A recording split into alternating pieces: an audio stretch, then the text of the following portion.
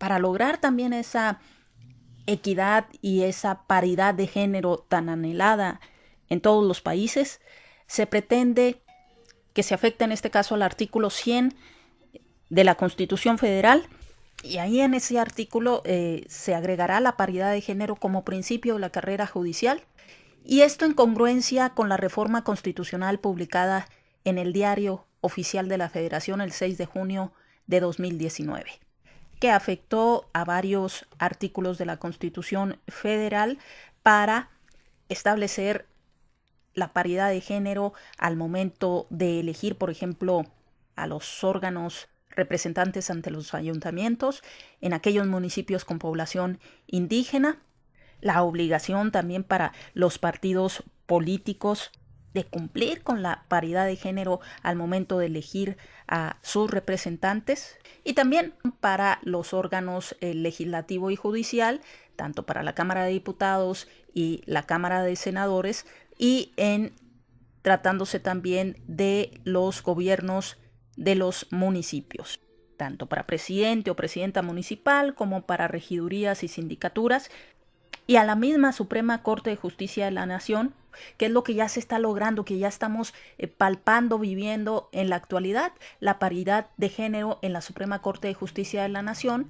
con las dos últimas incorporaciones de ministras de la Suprema Corte para cumplir con lo que establece la Constitución, pero esta reforma conllevaría entonces también consolidar todo esto que se empezó el año pasado. Otro cambio que afectaría al artículo 100 constitucional sería el cambio de denominación del Instituto de la Judicatura Federal por la Escuela Federal de Formación Judicial, como órgano auxiliar del Consejo de la Judicatura Federal. ¿Y cuál va a ser el objeto de esta escuela? Implementar los procesos de formación, capacitación y actualización del personal jurisdiccional y administrativo del Poder Judicial de la Federación, así como de sus órganos auxiliares.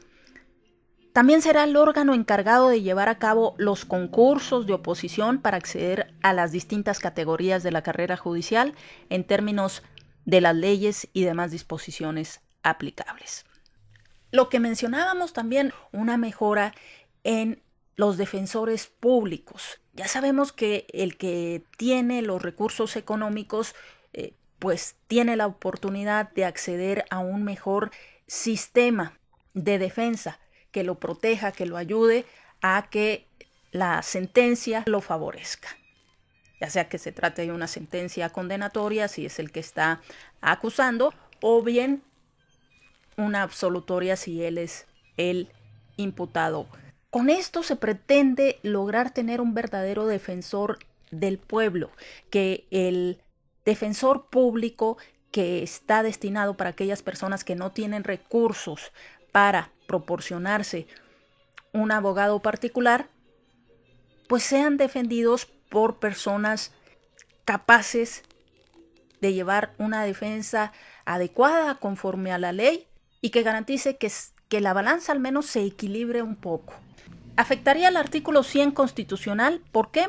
Porque se contempla que el servicio de defensoría pública a nivel federal sea proporcionado por un órgano especializado que va a ser denominado Instituto Federal de Defensoría Pública. Además, los defensores públicos van a ser capacitados por la Escuela Federal de Formación Judicial. No se les va a dejar al ahí se va, sino que van a ser capacitados para que haya una mejoría en esa institución que beneficie o que vea los beneficios reflejados en las personas que van a tener que utilizar sus servicios. Y además en esa Escuela Federal de Formación Judicial se llevará a cabo los concursos de oposición que correspondan al servicio de carrera en la Defensoría. En ese artículo 100 constitucional se va a conservar la facultad de la Suprema Corte de solicitar al Consejo de la Judicatura Federal la expedición de aquellos acuerdos generales que considere necesarios para asegurar un adecuado ejercicio de la función jurisdiccional federal. Y va a ser la ley la que establezca los términos y procedimientos para el ejercicio de dicha atribución. Pero, por otra parte, se va a eliminar del texto constitucional la facultad de la Suprema Corte para revocar los acuerdos que apruebe el Consejo de la Judicatura Federal. Se pretende también derivado de lo anterior, quitarle otra facultad a la Suprema Corte, que es el recurso de revisión administrativa presentado por aquellos que se consideren afectados en los concursos de designación de jueces de distrito y magistrados de circuito. Entonces se quitaría esa facultad para la Suprema Corte de revisar los resultados de los exámenes a los concursos de oposición y se le dejará esa facultad al Pleno del Consejo de la Judicatura Federal para que éste resuelva en definitiva acerca de los concursos de oposición. Y volviendo al artículo 100 constitucional, facultar al Consejo de la Judicatura Federal para que éste pueda designar a uno o más órganos jurisdiccionales que sean los que conozcan de los asuntos vinculados con hechos que constituyan violaciones graves a los derechos humanos o que tengan un impacto social de especial relevancia. Una cuestión que afectaría al artículo 103 constitucional en sus fracciones 2 y 3 sería la eliminación del amparo soberanía. A través de esta formulación queda comprendido el control de las normas o actos que vulneren las competencias de otro nivel de gobierno, pues lo cierto es que los vicios de competencia son comúnmente estudiados en amparo. Además, las controversias constitucionales hacen innecesaria la existencia de un amparo soberanía. Este amparo soberanía que establece todavía en ese artículo 103 que los tribunales de la Federación resolverán toda controversia que se suscite por normas generales o actos de la autoridad federal que vulneren o restrinjan la soberanía de los estados o la autonomía de la Ciudad de México, en el caso de la fracción segunda, y en el caso de la fracción tercera, que esas normas generales o actos de las autoridades de las entidades federativas invadan la esfera de competencia de la autoridad federal,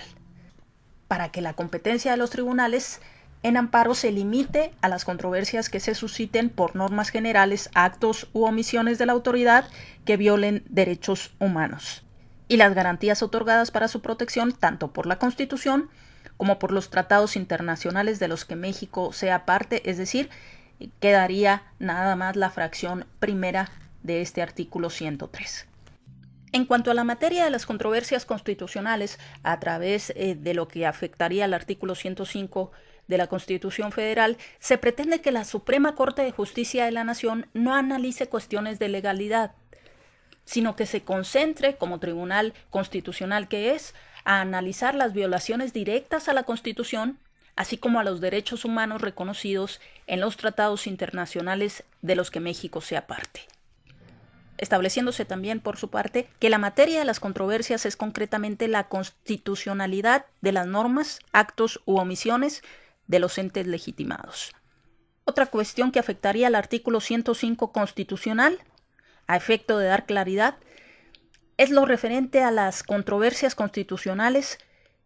de los órganos autónomos de los distintos órdenes de gobierno, tanto federales como los de las entidades federativas, expresándose la posibilidad de que estos órganos puedan promover controversias constitucionales, dado que muchos de ellos tienen una esfera de atribuciones que está establecida en la propia Constitución Federal y debe ser protegida a través de este medio de control constitucional, haciéndose la mención para que quede claro que la controversia solamente procede por violaciones directas a la Constitución Federal. Con respecto al artículo 107 constitucional, si se logra esa modificación que mencionábamos de la jurisprudencia y la adopción del sistema de precedentes para la Suprema Corte, entonces también se afectaría el artículo 107 constitucional para que se plantee en este que la notificación a la autoridad emisora procederá desde el primer asunto en que se declare la inconstitucionalidad de una norma general en los juicios de amparo directo en revisión. Otra cuestión que afectaría en este caso al artículo 107 constitucional en su fracción novena y a fin de fortalecer el rol de la Suprema Corte de Justicia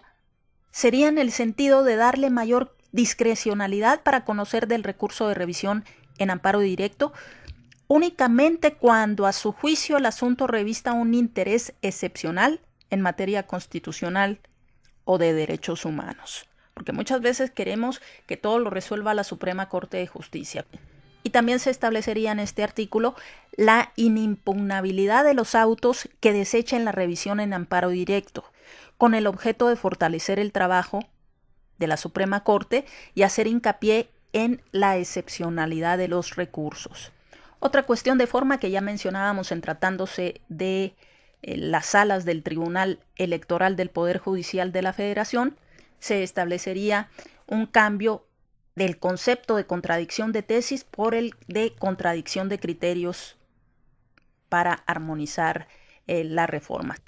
Y finalmente, la última que esta reforma se está planteando y que afectarían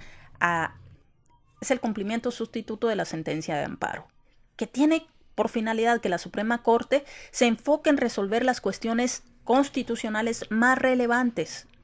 ajustándose con ello la Constitución a lo que ya en la práctica, en virtud del Acuerdo General 5/2013, se lleva a cabo. Y es que sean los órganos que concedan el amparo quienes conozcan del incidente de cumplimiento sustituto.